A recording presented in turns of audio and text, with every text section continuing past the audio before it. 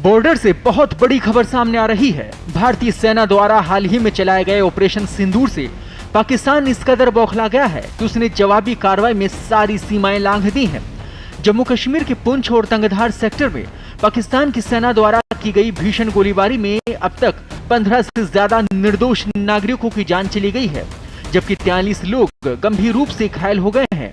रक्षा सूत्रों के अनुसार पाकिस्तान की सेना ने जानबूझकर सीमा के रिहायशी इलाकों को निशाना बनाया, जिससे गांव में दहशत फैल गई और कई घर बुरी तरह से क्षतिग्रस्त हो गए। भारतीय बलों ने जब 6 और 7 मई की रात को जब आतंक के ठिकानों को निशाना बनाया, तो उसके बाद पाकिस्तानी सेना ने LOC पर फायरिंग शुरू कर दी। 788 किलोमीटर लंबी LOC पर ज्यादातर जगहों पर पाकिस्तान ने आर्टिलरी फायरिंग की है। इसमें पुंछ, तंगधार समेत LOC से सटे दूसरे गाँव में 18 नागरिकों की जान चली गई है, जिनमें 4 बच्चे भी शामिल हैं। भारतीय सेना ने भी पाकिस्तान को आर्टिलरी फायर से जवाब दिया है। सुबह करीब 4 बजे तक लगातार आर्टिलरी फायर होते रहे। उसके बाद भी रहकर फायरिंग जारी रही। सीमा के पास रह रहे लोगों को सुरक्षित ठिकानों पर शिफ्ट किया जा रहा है। वहीं पुंछ जिले में अधिकारियों ने लोगों के लिए नो शेल्टर बनाए हैं। यहाँ लोगों के लिए रहने, खाने और मेडिकल मदद की सभी सर्विस को मुहैया कराया जा रहा है। मौजूदा स्थिति के मद्देनजर जम्मू, सांबा, कठुआ, राजौरी और पुंछ में भी सभी स्कूल कॉलेज बंद रहे। उधर शिरोमणि अकाली दल के प्रमुख सुखबीर सिंह बादल ने पाकिस्तानी सेना के पुंछ में एक गुरुद्वारे पर किए गए हमले की कड़ी निंदा की है। इसमें 3 सिखों की जान चली गई है। पाकिस्तान ने सीजफायर का उल्लंघन करते हुए गुरुद्वारे को भी निशाना बनाया।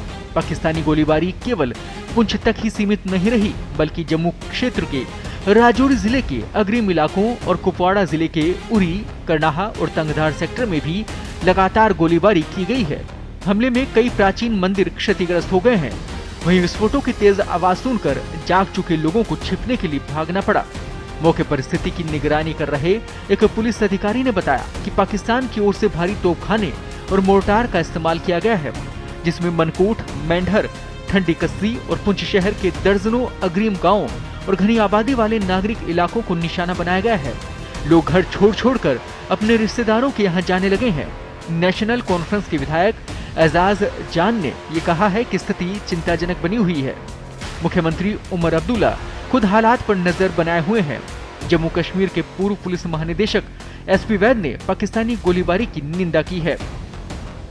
जम्मू कश्मीर में हालात तनावपूर्ण बने हुए हैं, ऐसे में सावधान रहने की जरूरत है। आज पाकिस्तान से रात को 1 बजे बहुत गोलाबारी हुई है, लिहाजा सिटी में बहुत जख्मी भी लोग हुए हैं। इसलिए लिहाजा हम अपना बाल बच्चा लेकर एक सेफ जगह पे जा रहे हैं। पूरे पुंछ की आवाम को पता है कि रात से ही जो है पाकिस्तान की तरफ से गोलाबारी जो है इधर हमारे पुंछ सेक्टर में होने शुरू हुई। इसकी शुरुआत जो है हमारे इंडियन आर्मी ने ऑपरेशन सिंदूर किया था, तो उसके बाद से ये दोनों तरफ से रिटेलिएशन शुरू होगी, जिसका बहुत ज्यादा नुकसान आम आवाम को उठाना पड़ा है। सर, पहली बात तो ये है कि जो रात को फायरिंग हुई तकरीबन 11 बजे शुरू हुई, तो उस वक्त हमने फायरिंग आगे भी देखते रहे, हम बाप दादा से देखते रहे, लेकिन जो फायरिंग रात को हुई है इससे हम रजात पा रहे हैं कि इससे बहुत डर गए थे बच्चे। कई बच्चे जो हमारे बेहोश हो गए थे, हम खुद बेहोश हो गए, हमें पानी जो है गले से उतर नहीं रहा था।